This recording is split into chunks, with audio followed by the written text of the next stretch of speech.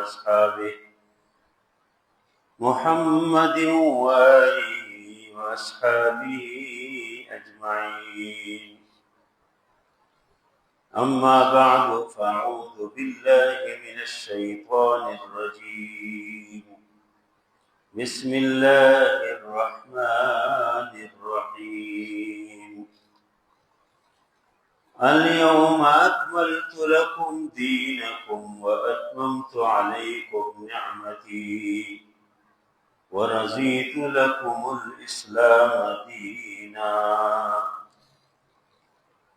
وقال النبي صلى الله عليه وسلم في حجة الوداع: هل بلغت؟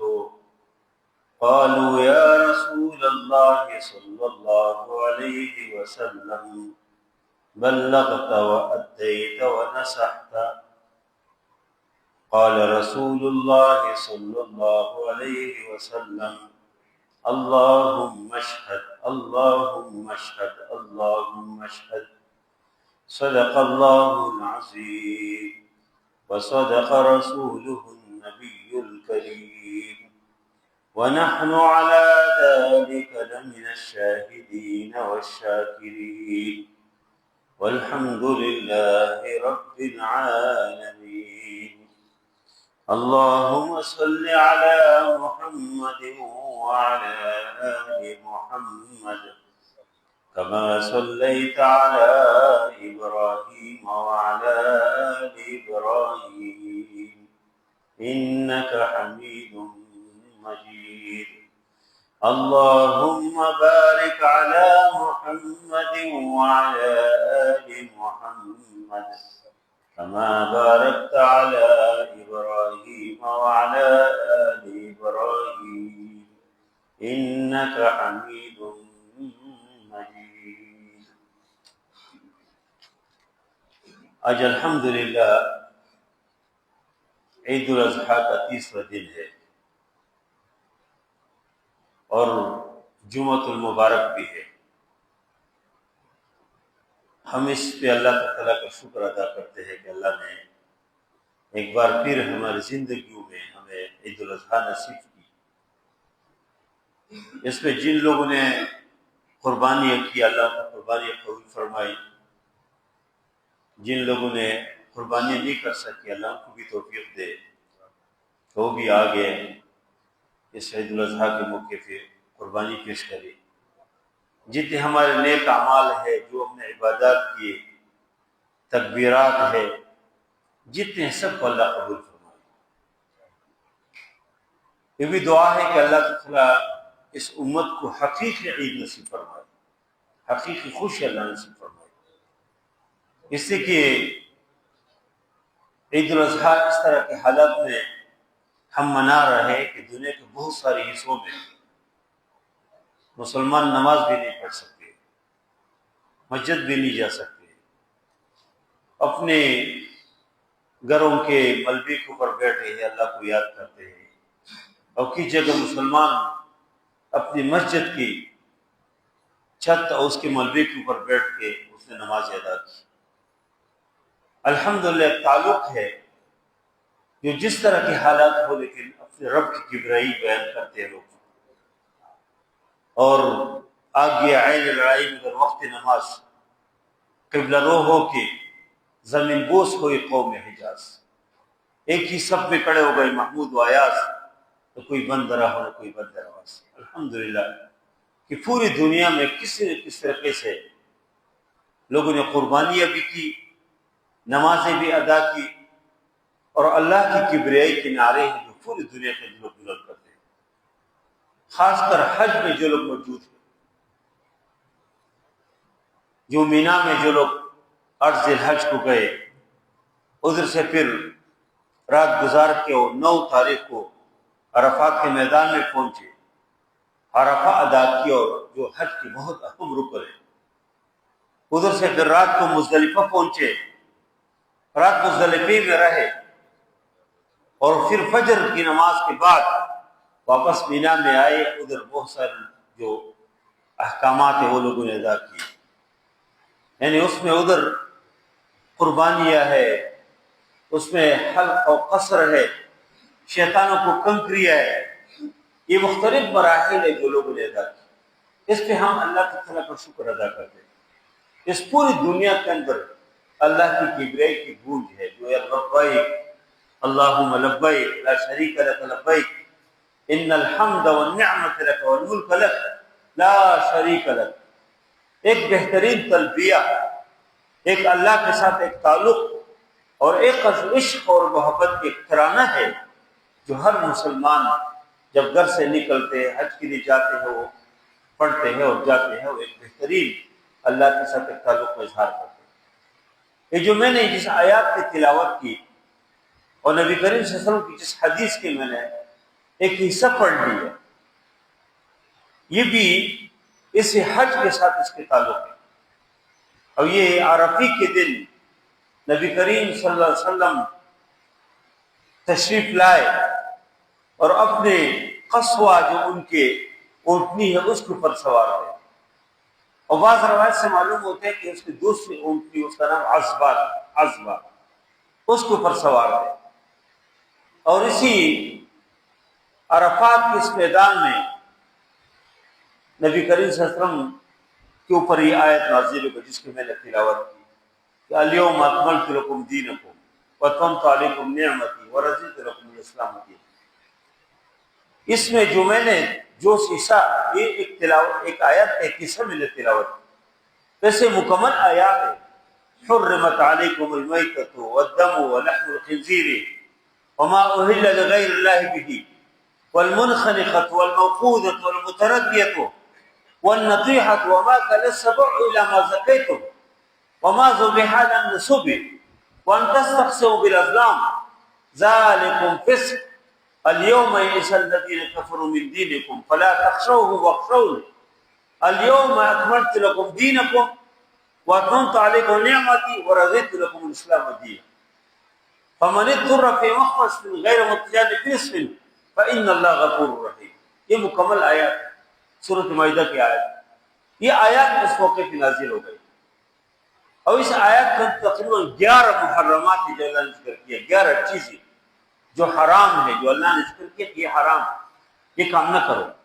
اس پہ انشاءاللہ کسی موقع پہ اس پہ بات کریں گے، اس پوری آیات کے جو محرمات ہیں، اور بھی سورۃ مائدہ کے اندر اللہ نے جو محرمات ذکر کی اس پہ بات کریں گے۔ لیکن یہ جو میں نے آیات کا جو ٹکڑا تلاوت کیا ہے جو نبی کریم صلی اللہ علیہ وسلم کے اوپر اس موقع پہ نازل ہے، اسی کے اندر بھی 3 چیزیں۔ ایک تو اللہ نے فرمایا کہ الیوم اکملت لکم دینکم، آج میں نے آپ کی دین مکمل کی، دین اسلام مکمل، اس میں کوئی نقص نہیں ہے۔ زندگی کے ہر حصے میں ہر حوالے سے ہدایت موجود ہے۔ ایسا نہیں ہے کہ کسی حصے میں ہم دین سے محروم ہوں۔ ہم مسجد کے اندر ہے تو ہدایت موجود ہے، تم کیسے مسجد کے اندر کیسے داخل ہو، کیسے نماز پڑھو، کیسے اللہ کی عبادت کرو۔ مسجد میں داخل ہوتے تو ہدایت موجود ہے کہ تم یہ دعا پڑھو کہ اللہم افتح لی ابواب رحمتک، اللہ کی رحمت کے دروازے کھول۔ مسجد میں جائیں گے تو ذکر و اذکار، اللہ کی عبادت، قرآن کی تلاوت، جو فرائض کی ادائیگی، اور جتنے وقت آدمی مسجد میں رہتے ہیں تو نبی کریم صلی اللہ علیہ وسلم فرمائے گئے کہ جنت میں وہ چڑھتے ہیں۔ خوش نصیب آدمی ہے جو پہلے مسجد جائے اور آخر میں نکلے، خوش نصیب ہے۔ جیسے کہ نبی کریم صلی اللہ علیہ وسلم کی حدیث سے معلوم ہوتے ہے کہ منافق آدمی مسجد کے اندر تنگ ہو جاتے ہیں، مسلمان مومن مسجد کے اندر خوش ہو جاتے ہیں۔ جس طرح مچھلی پانی کے اندر خوش ہو جاتے ہیں اور پانی سے نکلے تو مر جاتی ہے، اسی طرح ایک مسلمان مومن جب مسجد کے اندر ہوتے ہیں خوش ہو جاتے ہیں، مسجد سے نکلتے ہیں دل خفا ہوتے ہیں، پھر دل میں خواہش ہے کہ پھر مسجد میں حکم ہو جائے، پھر یہ مطلب نہیں ہے کہ اس طرح ایک آدمی مسجد کے اندر ڈیرا ڈال ادھر ہی ہو رہے، نہیں، کاروبار کرنے چاہیے، دکانوں میں بیٹھنا چاہیے، پارکوں میں جانا چاہیے، پڑھنا پڑھانا، کام کرنا کمانا، پینا پلانا، کھانا کھلانا، یہ تو زندگی کا حصہ ہے، یہ کرنا چاہیے، لیکن دل مسجد کے ساتھ۔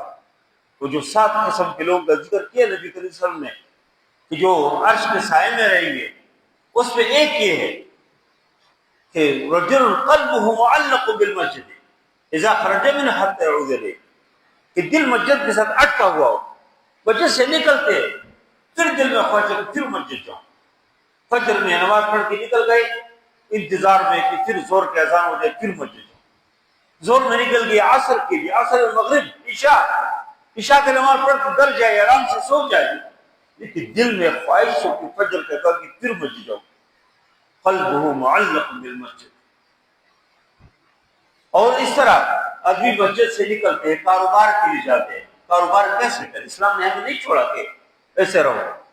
اللہ کے نبی صلی اللہ علیہ وسلم خود منڈیوں میں جاتے تھے، اللہ کے نبی صلی اللہ علیہ وسلم میلوں میں جاتے تھے، عکاظ مشہور میلہ ہے اس میں اللہ کے نبی صلی اللہ علیہ وسلم تشریف لے جاتے ہیں، ذوالمجاز مشہور میلہ ہے اس میں اللہ کے نبی صلی اللہ علیہ وسلم خود تشریف لے جاتے تھے، منڈیوں میں جاتے تھے۔ ایک منڈی میں گئے اور ادھر دیکھا کہ ایک غلے کے ایک ڈیر ہے، گندم کے ایک ڈیر ہے، اللہ کے نبی صلی اللہ علیہ وسلم نے اندر ہاتھ ڈالا، دیکھا اندر سے گیلا ہے، اوپر خشک ہے اندر گیلا ہے۔ اللہ کے نبی نے پوچھا کی کیا ہے؟ اس نے کہا کہ یا رسول اللہ بارش ہو گئی تو بارش والا حصہ نیچے اور اوپر ہم نے تازہ گندم ڈال دیا۔ اللہ کے نبی سے فرمایا کہ یہ غلول ہے، یہ خیانت ہے، ایسے نہ کرو۔ صحابہ کرام کاروبار کرتے تھے، بجروں میں جاتے تھے، بازاروں میں جاتے تھے۔ تو کہنے کا مطلب ہے کہ اسلام بہت جامع قسم کی دین ہے، جو فرمایا کہ یا ایھا الذین آمنوا ادخلوا فی السلم کافہ، اے ایمان والو پوری طرح اسلام میں داخل ہو جائے، پوری اسلام۔ پوری طرح کا مطلب یہ ہے کہ آپ کے کان مسلمان ہو، آپ کے آنکھیں مسلمان ہو، آپ کی زبان مسلمان ہو، آپ کے ہاتھ کے مسلمان ہو، اور پورے اسلام کا مطلب یہ کہ آپ ہر جگہ مسلمان ہو۔ آپ گھر کے اندر ہیں، آپ بازار میں ہیں، آپ پارلیمنٹ میں ہیں، آپ عدالت میں ہیں، آپ ممبر ہے، آپ جو کچھ ہے، آپ وزیر ہے، وزیر اعظم ہے، آپ صدر ہے، آپ آرمی چیف ہے، جو بھی ہے، اسلام کی روشنی میں ہو، دین کی روشنی میں ہے۔ اسلام ہدایت کرتے ہیں، لیکن اسلام نے سپہ سالار تیار کیے، اسلام نے حکمران تیار کیے، تو اس لیے یہ مکمل دین ہے۔ ایسا نہیں ہے کہ با محمد اللہ اللہ با برہمن رام رام، ایسے نہیں ہے، مکمل اسلام۔ قرآن فرمائے دوسری پارے میں کہ یا ایھا الذین آمنوا ادخلوا فی السلم کافہ، پوری طرح اسلام، اور پورے اسلام میں داخل ہو جائے، جس طرح کے بھی حالات ہو تم اسلام کے ساتھ جڑے ہوئے ہو، اسلام سے ادھر ادھر نہ ہو۔ تو ایک بات تو ہے کہ اللہ تعالیٰ فرماتے ہیں کہ الیوم اکملت لکم دینکم، میں نے دین مکمل کیا آپ کے لیے۔ یہ دین ناقص نہیں ہے، مکمل دین ہے۔ اب دیکھو واش روم میں اب جاتے ہیں تو ایسے نہیں کہ اب جس طرح داخل ہو، نہیں، ہدایت دیے کیسے داخل ہو، کون سے دعا پڑھے۔ واش روم کے اندر بیٹھنا ہو تو فلا تستقبلوا القبلۃ ولا تستدبروها، قبلے کی طرف رخ بھی نہیں کریں گے، پیچھے بھی نہیں کریں گے، اور پھر نکلتے ہیں دعائیں ہے باقاعدہ، یہ دعا پڑھو، حتیٰ کہ بیوی ہم بستری کرتے تو دعائیں معلوم۔ یعنی زندگی کی کوئی اس طرح حصہ نہیں ہے جہاں پر اسلام کی ہدایت ہے۔ تو اس لیے نبی کریم صلی اللہ علیہ وسلم کے اوپر 9 ذی الحج کو عرفی کے دن یہ آیات اللہ نے نازل کی، الیوم اکملت لکم دینکم۔ اور دوسری بات واتممت علیکم نعمتی، فرمایا کہ میں نے آپ کو نعمتوں کو پوری کی، نعمتیں میں نے آپ کے اوپر، دین اسلام کی جو نعمت ہے، قرآن کی نعمت ہے، اس کے بعد کوئی اور کتاب نہیں ہے۔ نبی کریم صلی اللہ علیہ وسلم کی رسالت اور نبوت ایک رحمت ہے، ایک نعمت ہے اللہ کی، یہ اللہ نے پوری کی۔ واتممت علیکم نعمتی، اور پھر تیسری چیز فرمایا کہ ورضیت لکم الاسلام دینا، میں نے اسلام کو دین کی حیثیت سے، نظام کی حیثیت سے، قانون کی حیثیت سے، اللہ فرماتے کہ ہم نے اسلام آپ کے لیے پسند کیا۔ ورضیت لکم الاسلام دینا، دین اسلام۔ اسلام صرف مذہب نہیں ہے۔ مذہب کیا ہوتے ہیں؟ چند رسومات ہوتے ہیں، چند چیزیں ہوتے ہیں، جس طرح دیگر مذاہب ہے، اس میں خاص قسم کے یہ فلان کام کرو، فلان کام کرو۔ اسلام ایسا نہیں ہے، اسلام مذہب نہیں ہے، اسلام ایک دین ہے، پوری طرح ایک نظام زندگی ہے، پوری طرح ہر حوالے سے اس میں ہدایت موجود ہے۔ تو اللہ تعالیٰ فرماتے کہ میں نے وہ دین اسلام آپ کے لیے مکمل کیا، ورضیت لکم الاسلام دینا۔ اور قرآن جو بھی اللہ نے جگہ فرمایا وَمَن يَبْتَغِ غَيْرَ الْإِسْلَامِ دِينًا فَلَن يُقْبَلَ مِنْهُ، جو اسلام کے علاوہ کسی اور دین کو تلاش کرے، کسی اور قانون کو، کسی اور نظام کو، اللہ فرماتے کہ فَلَن يُقْبَلَ مِنْهُ، اللہ اسے قبول نہیں کریں گے۔ اور یہی سوال جب انسان کو قبر میں رکھتے ہیں تو ادھر بھی جو فرشتے سوالات پوچھتے ہیں، پہلے سے اللہ نے بتایا یہ سوالات فرشتے پوچھیں گے اب سے، یعنی بہترین عجیب پیپر ہے۔ دنیا کے اندر جو امتحانات ہوتے ہیں پہلے سے کوئی اس پیپر کے بارے میں بتاتے نہیں اس میں کون کون سوالات ہیں، لیکن قبر کی جو پیپر ہے پہلے سے فرمایا، اللہ کے نبی سے فرمایا کہ کون سے سوالات ہیں۔ اس میں ایک سوال تو ہے کہ مر رب ہو، رب کون ہے، کس رب کو آپ مانتے تھے، کس اللہ کو مانتے تھے، کس رب کے مطابق آپ کس کو عبادت کرتے تھے۔ دوسرے نمبر پر جو سوال ہے من نبی، نبی کون تھے، نبی جس نے نبی کریم صلی اللہ علیہ وسلم کے اوپر ایمان لایا ہو، عقیدے کے لحاظ سے اس کو تسلیم کیا ہو، اور لحاظ سے تسلیم کیا ہو، اس سے عشق کرتا ہو، اس سے محبت کرتا ہو، اس کی جو زندگی ہے اس کو اپناتے ہو، اور اس کی صورت اور سیرت اس کو زندگی میں لانے کی کوشش کی ہو، وہ تو کہیں گے کہ نبی محمد صلی اللہ علیہ وسلم، میرے نبی محمد صلی اللہ علیہ وسلم ہے۔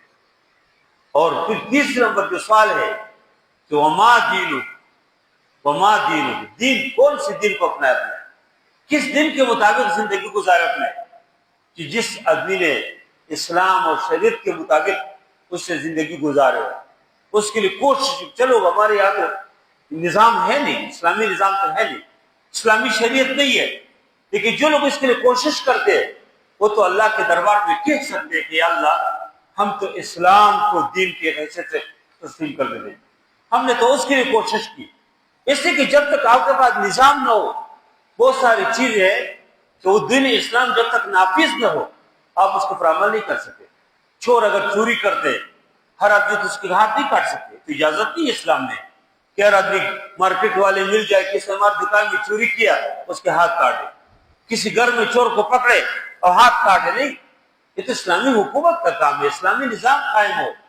کس نے اگر بدکاری کی ہے تو بدکار آدمی کو سزا کون دیں گے، وہ تو اسلامی حکومت کا کام ہے۔ اسلامی شریعت نافذ ہو، اسلامی قانون نافذ ہو، اس کا کام ہے۔ اگر دین نافذ ہو تو سودی کاروبار میں کیسے ہو؟ سود جو ہمارے یہاں پر یعنی سود کے اوپر سود لیتے ہیں، قرض کے اوپر قرضے لیتے ہیں، اور جتنے آپ قرضہ لیتے ہیں اس سے کئی گنا زیادہ سود دیتے ہیں۔ جو غیر اسلامی معاشرے اس پہ سود نہیں جتنا ہمارے یہاں پر۔ یہ سود کیا ہے؟ یہ تو اللہ تعالیٰ نے فرمایا کہ یہ تو اللہ و اللہ کے رسول کے خلاف اعلان جنگ ہے، لیکن ہم کر رہے ہیں۔ ہمارے لوگ کہتے ہیں کہ سود کے بغیر کام نہیں ہوتے، یہ جو عدالتوں میں جاتے ہیں، یہ سپریم کورٹ میں جاتے ہیں کہ بھائی اگر سود نہ ہو تو سود کے بغیر کیسے نظام چلے گا؟ اللہ نے اس کو متبادل پہلے سے دیے، وَحَلَّ اللَّهُ الْبَيْعَ وَحَرَّمَ الرِّبَا، اللہ نے بیع کو حلال کیا، بیع حلال ہے، بیع کرو، کاروبار کرو، تجارت کرو، اور سود کو اللہ نے حرام کیا۔ اللہ نے سود یمحق اللہ الربا یربی الصدقات، تو سود کے ذریعے سے مال ختم ہو جاتے، وہ مٹ جاتے، اور صدقات کے نتیجے میں اضافہ ہو جاتے ہیں۔ تو جب اسلامی نظام ہو، اسلامی شریعت ہو، تو پھر تو یہ سودی کاروبار یہ چیز نہیں ہوتے۔ یہ جو مظالم لوگ کرتے، ظلم کرتے، جو لوگ ایک دوسرے کے خون چوستے، اس کا وجہ کہ اسلام نے یہ نافذ، اسلامی شریعت ہو تو پھر کوئی کسی کو تپڑ بھی نہیں لگا سکتے، کوئی کسی کو مار نہیں سکتے، کسی کو حق نہیں مار سکتے۔ پھر اسلامی نظام ہو، اسلامی شریعت ہو، اس کے مطابق سب کچھ پھر ہو جاتا ہے۔ اس سے نبی کریم صلی اللہ علیہ وسلم کے اوپر یہ جو آیات عرفے کے دن نازل ہے یہ بہت جامع قسم کی آیات ہے۔ کَالْيَوْمَ أَكْمَلْتُ لَكُمْ دِينَكُمْ وَأَتْمَمْتُ عَلَيْكُمْ نِعْمَتِي وَرَضِيتُ لَكُمُ الْإِسْلَامَ دِينًا، فرمایا کہ میں نے آج آپ کے اوپر میں نے دین مکمل کیا، دین میں نے کامل کیا، ہم نے نعمت آپ کے اوپر پوری کی، اور میں نے دین اسلام، اللہ فرماتے ہیں کہ دین اسلام میں نے ایک قانون کی حیثیت سے، میں نے ایک نظام کی حیثیت سے میں نے آپ کے لیے پسند کیا، اللہ نے پسند کیا، اللہ فرماتے کہ میں نے آپ کے لیے پسند کیا۔ اور پھر نبی کریم صلی اللہ علیہ وسلم اپنے اونٹی کے اوپر سوار تھے، اور اللہ کے نبی صلی اللہ علیہ وسلم نے بہت جامع قسم کے خطبہ دیے، بہت جامع۔ اس کو میں سمجھتا ہوں کہ وہ اسلامی حقوق کے ایک پورے ایک منشور ہے، پوری طرح زندگی کے لیے ایک لائحہ عمل اس میں موجود ہے۔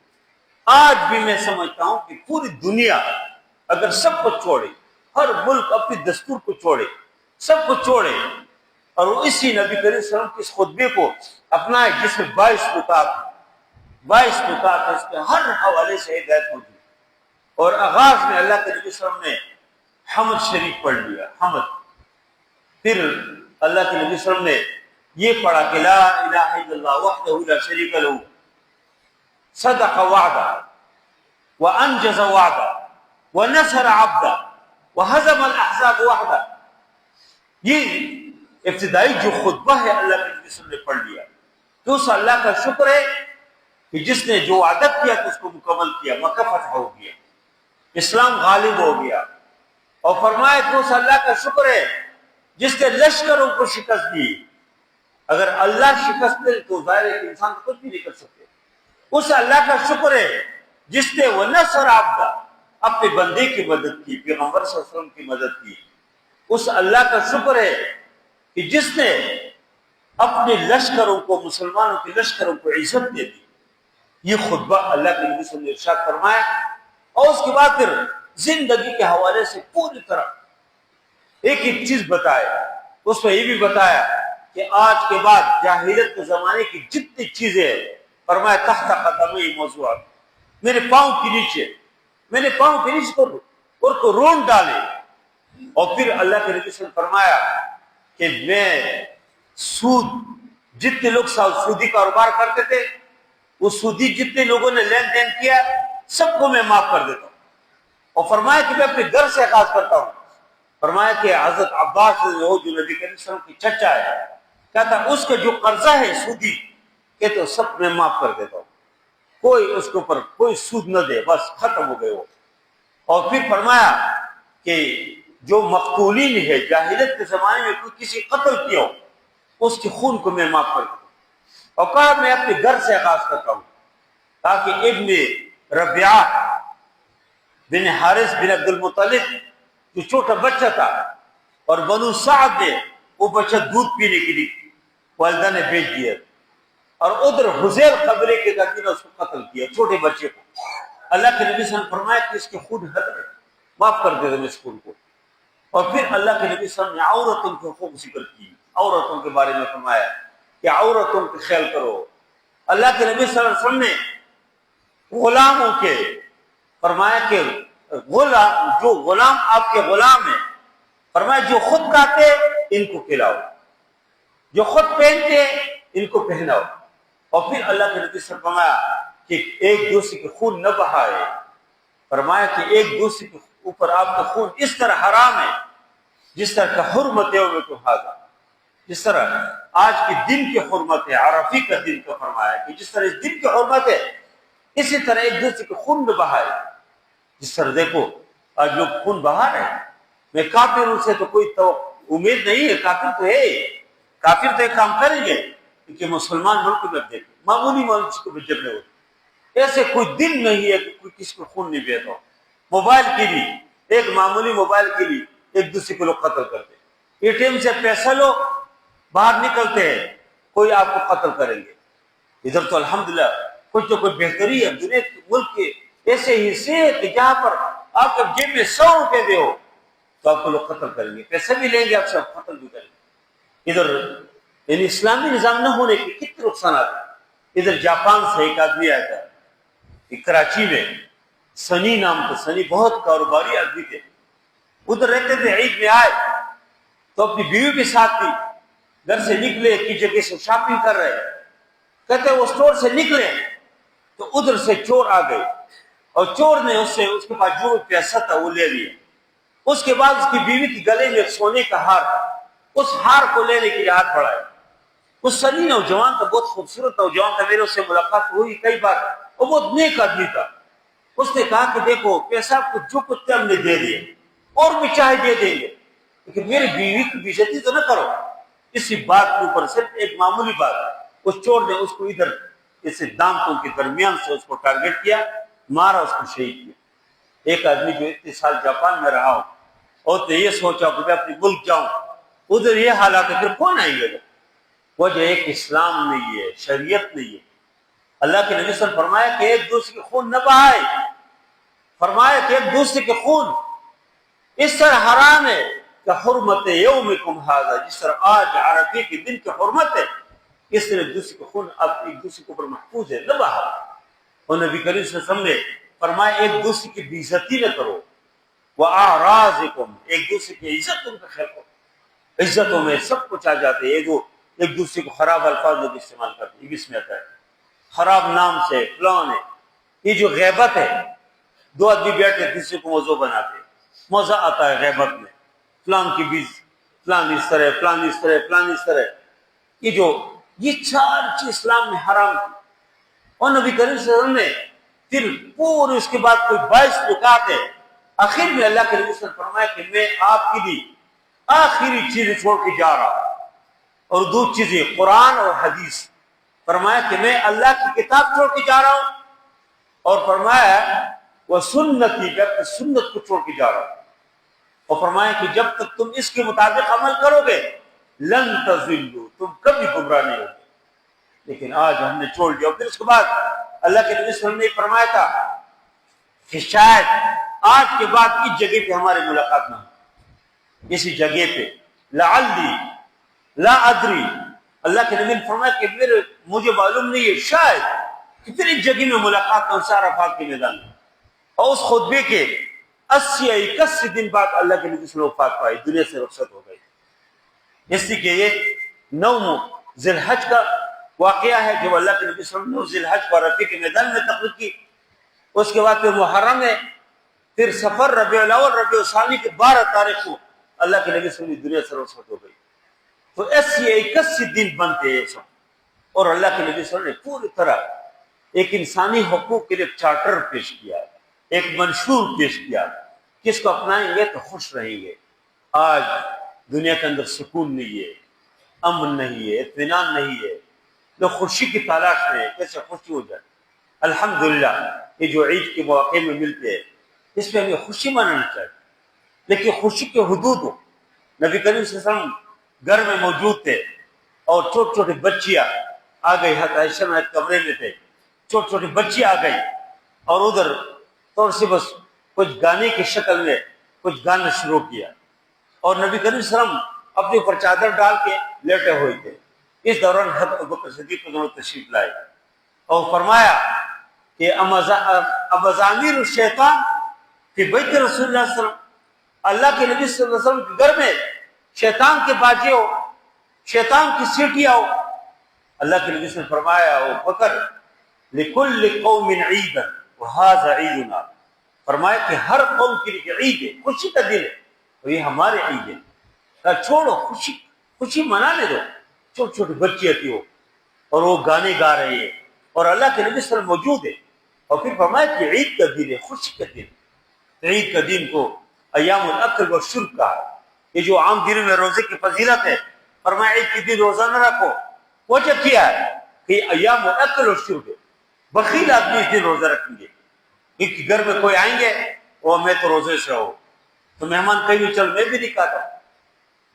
جو سخی آدمی ہو کہیں گے آؤ جی لوگ آئے میرے گھر میں کھائے، اور خوش نصیب آدمی ہوگا جس کے دسترخوان کو وہ لوگ بیٹھے، اس سے کھانا کم نہیں ہوتے، رزق کم نہیں ہوتے، رزق میں اضافہ آ جاتے ہیں۔ یہ ایام الاکل والشرب ہے، اللہ کے نبی صلی اللہ علیہ وسلم نے فرمایا کہ ایام الاکل والشرب ہے۔ تو بہرحال یہ جو تہوار ہے مسلمانوں کے خوشی کے لیے، اس سے کہ امت کے جو مسائل ہے، پریشانی ہے، تاکہ وہ ختم ہو جائے، امت یہ خوشی منائے۔ تو یہ جو نبی کریم صلی اللہ علیہ وسلم کا یہ جو خطبہ ہے، یہ جو حجۃ الوداع کے موقع پہ اللہ کے نبی صلی اللہ علیہ وسلم نے یہ دیا ہے، انشاءاللہ کسی موقع پہ اس پہ ایک جو نقطہ ہے اس پہ ہم الگ بات کریں گے۔ 22 نکات ہے، اور میں سمجھتا ہوں کہ آج پوری دنیا کے جو لوگ ہیں، جو کافر ہیں، وہ بھی امن کے متلاشی ہیں، وہ چاہتے ہیں کہ امن ہو، اور جو مسلمان ممالک ہیں ہمارے پاس تو ہے ہی، جو علامہ اقبال نے کہا تھا کہ برف گرتی ہے بیچارے مسلمانوں کے اوپر، کوئی بھی مسئلہ ہو، کوئی بھی پریشانی ہو مسلمان ملکوں میں، اس لیے ان حالات میں امت مسلمہ کو اللہ کے ساتھ تعلق ہو، نبی کریم صلی اللہ علیہ وسلم کی اس منشور کو ہم اپنائے، خاص کر اسلامی دنیا، تو دنیا کے اندر خود بخود امن آ جاتی ہے۔ دیکھو آج یہ جو ابراہیم اکھاڑ کا جو مسئلہ ہے، اور عجیب بات ہے کہ مسلم دنیا سے یہ سارے شیطانی جو قوتیں کہہ رہے ہیں کہ تم اس کو مانو، اس کو تسلیم کرو. اور ہمارے لوگ کل کی نہیں کہہ سکتے آپ اس میں کیا کام ہے، آپ کا کیا ہے. تم اگر مانتے تو آؤ نبی کریم صلی اللہ علیہ وسلم کے اس منشور کے مطابق ہمارے ساتھ مانو. اللہ کے نبی صلی اللہ علیہ وسلم نے حجۃ الوداع کا جو خطبہ دیا، آئے اگر امن چاہتے ہیں اس کے مطابق لاتے ہیں. لیکن ہمارے لوگ بھی اس طور سے ابھی اس نے پھر ہماری تعریف شروع کیا، ہمارے لوگ کی تعریف کرتے ہیں. لیکن کوئی اگر چاہتے کہ اس کو زندگی میں بھی عزت مل جائے اور زندگی کے بعد مرنے کے بعد بھی اس کے قبر کے اوپر لوگ پھول نچاور کرے، عمر بھر لوگ کو دعاؤں میں یاد رکھے، تو اللہ کے ساتھ تعلق رکھے. کوئی بھی، میں حکمرانوں سے کہتا ہوں کہ مسجد اقصی پہ پیدا اپنی عمر روا کرتے چلو. یہ حیات جاویدہ، یہ حیات چل روزہ جاویدہ کرتے چلو. خالد و زرار کی دلی حمیت کی قسم، بتو کدو سے پھر بتو کو بے نشان کرتا چلو.